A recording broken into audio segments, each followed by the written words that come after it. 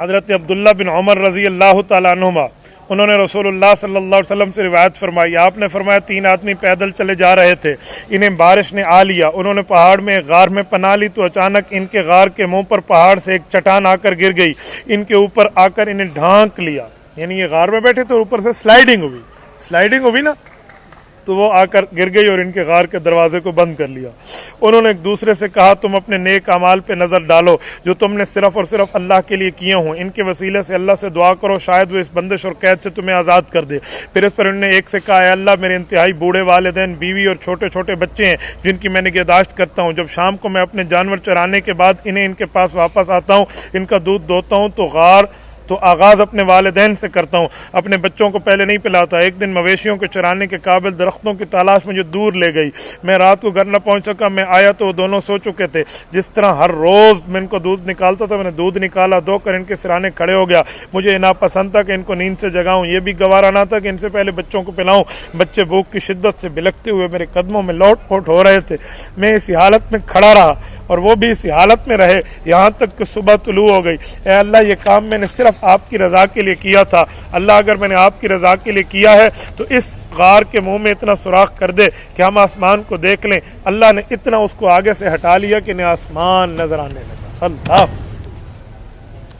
دوسرے بندے نے کہا اللہ میری ایک چچا زاد بہن تھی، میں اس سے وہی شدید محبت اور پیار کرتا تھا جو ایک مرد عورت سے پیار کرتا ہے، میں نے اس سے اپنے لیے خود اس کو مانگا، اس نے اس وقت تک میری بات ماننے سے انکار کر دیا، یہاں تک کہ میں اسے سونے کے 100 دینار لا کر دے دوں، میں نے انہیں حاصل کرنے لگ گیا یہاں تک کہ 100 دینار اکٹھے کر لیے، جب میں ان کے دونوں قدموں کے درمیان بیٹھنے لگا، یعنی میں بالکل زنا کا ارادہ کر چکا، تو اس نے کہا اللہ کے بندے اللہ سے ڈر، حق نے کہا کہ بغیر میری بکارت کو نہ توڑ، تو یہ نام سن کر میں نے اس سے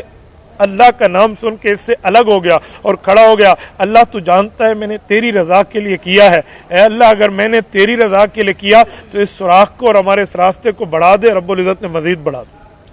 کیا بات کہتے ہیں، حسب و نسب والی کوئی خاتون اس طرح زنا کے لیے کسی نوجوان کو جوانی میں بلائے اور وہ اللہ کے لیے انکار کر دے۔ سبعۃ یظلھم اللہ یوم لا ظل الا ظلہ، قیامت میں جب کوئی سایہ نہیں ہوگا اللہ اس شخص کو عرش کا سایہ عطا فرمائے۔ بہت بڑے امتحان کی بات، بہت بڑے امتحان کی بات ہے۔ تیسرے اور آخری ساتھی نے دعا کرتے ہوئے کہا اے اللہ میں نے ایک مزدور کو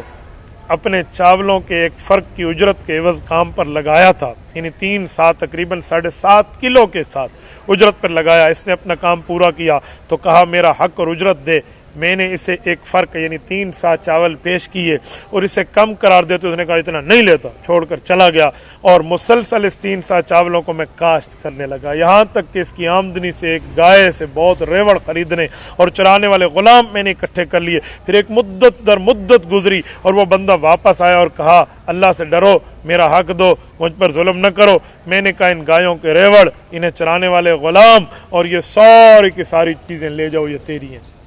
اس نے کہا اللہ سے ڈرو، میرے ساتھ مذاق نہ کرو۔ اس نے سمجھا اس وقت بھی کم دے رہا تھا، مجھے چڑھا رہا ہے، حالانکہ کم نہیں تھا، وہ اس کے بقدر ہی تھا۔ میں نے کہا میں مذاق نہیں کر رہا، یہ سب گائیں اور اس کے چرانے والے غلام تیرے ہیں، اسے لے جا۔ جب اسے پوری بات بتائی تو اسے لے کر چلا گیا۔ اے اللہ تو ہی جانتا ہے میں نے کام صرف تیری رضا کے لیے کیا تھا، اللہ جو باقی حصہ رہ گیا اسے بھی کھول دے۔ حضور پاک علیہ السلام نے فرمایا اللہ نے باقی حصے کو بھی کھول دیا اور وہ آزاد ہو کر غار سے باہر تشریف لے آئے۔ دیکھو نیک اعمال کا وسیلہ دیا، بہت بڑی بات۔ زندگی میں ایسے کام کر جاؤ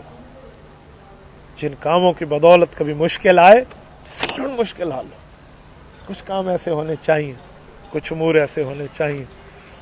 اور وہ آپ کے اور آپ کے رب کے درمیان۔